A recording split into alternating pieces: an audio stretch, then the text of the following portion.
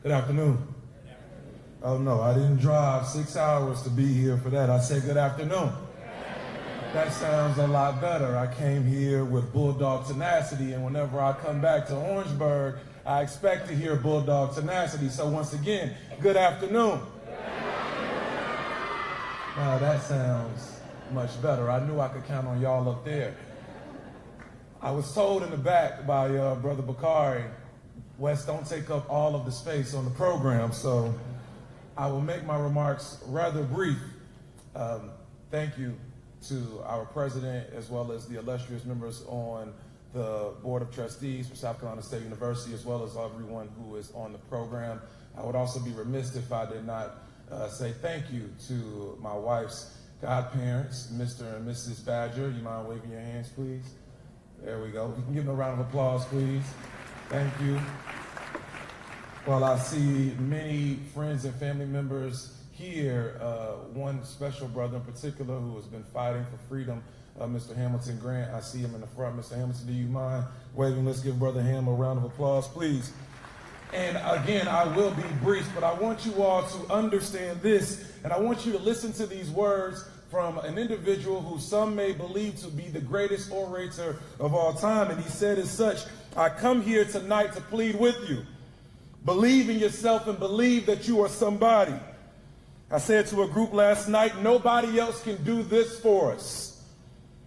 Nobody else can do this for us. No document can do this for us. No Lincolnian Emancipation Proclamation can do this for us. No Johnsonian Civil Rights Bill can do this for us.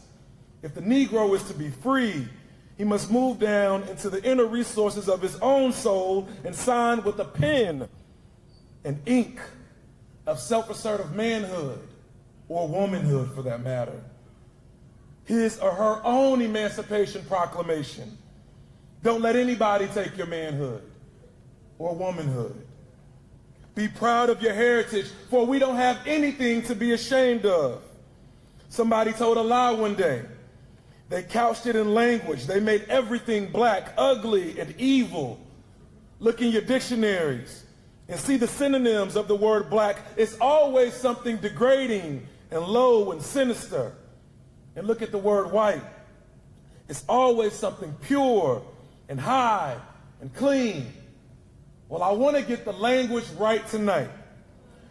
I want to get the language so right that everyone here will cry out, I'm black, I'm proud of it, I'm black, and I'm beautiful. And those are words from the Honorable Dr. Martin Luther King, stated in times similar to in which the young brothers who sacrificed their lives for us to be here today. And in their fight for what was then known as equality, they gave something that was more precious than what many could ever fathom giving, their lives.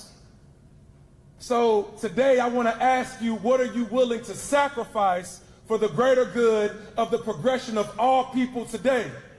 Oh yeah, it feels good coming in here with a bunch of people dressed up to the nines like we're going to Sunday service. But when you take off that shirt and tie or that blouse and you go back into your community, what are you willing to sacrifice to make our communities better? That is indeed the question. Yesterday, I was literally in 4 different cities, driving around, and drove back to Charlottesville to catch a flight. Flight was at 2. Missed the first flight. Next flight gets canceled. That's at 5. Third flight gets canceled.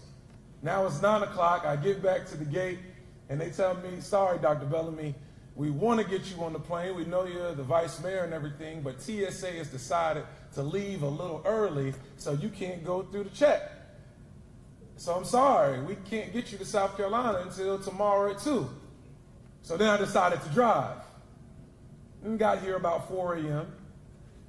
And I say those things not for your pity, but that is indeed just a small token of the bulldog tenacity and sacrifice that I'm willing to make to be here with you. Thanks for the applause, but let's hold it. Now the challenge is, what are you willing to give me? Don't waste my time. Because if I'm willing to give this time with you and sacrifice this time away from my family, from my community, to be here with my beloved college, then I need to know that you are going to be willing to go back into your community and tutor that young man or woman who some may say may just be too hard-headed. You know that kid, when we see them, when we say, oh, well, they ain't going to listen no way. I don't know why I'm wasting my time. Yeah, that child. You know that young lady who may be on her second child and only at the age of 19, who some may have written off. Are you willing to give that child an opportunity? Are you willing to attend your city council meetings or your board of supervisor meetings or your school board meetings or your state legislator meetings to understand the policies that still hold us back today? What are you willing to sacrifice? President Clark, do I have to sit down now? Not yet. Not yet. Just let me know, because this challenge and this drive that I chose to come here to do, I didn't come here to waste my time. So I need to understand that the individuals who are here are willing to sacrifice what is necessary for the betterment of our people. Our forefathers and those before us fought for equality. In this new civil rights era of 2.0, I firmly believe that we must fight for equity. There is a difference in the two, as equality means that everyone gets the same thing. So even in the event that my arm may be broken and both of your arms are fine, we both need to have one pen to write the same paragraph. I say no.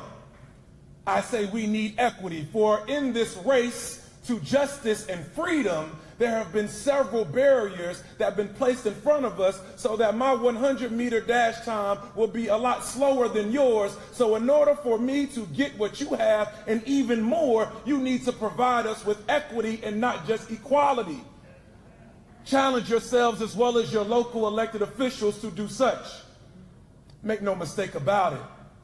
As the gentleman said, we all have heard about what's transpired in Charlottesville.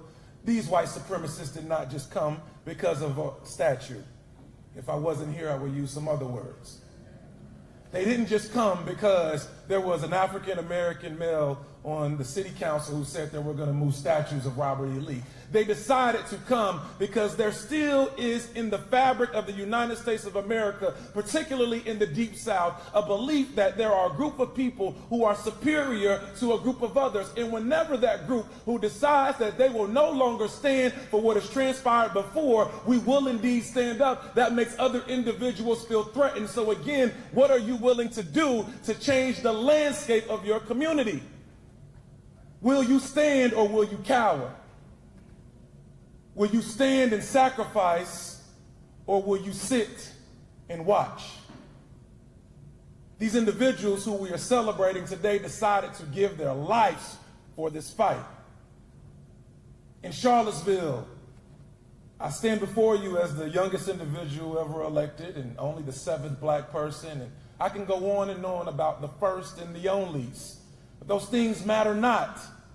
What matters most is that we make a change.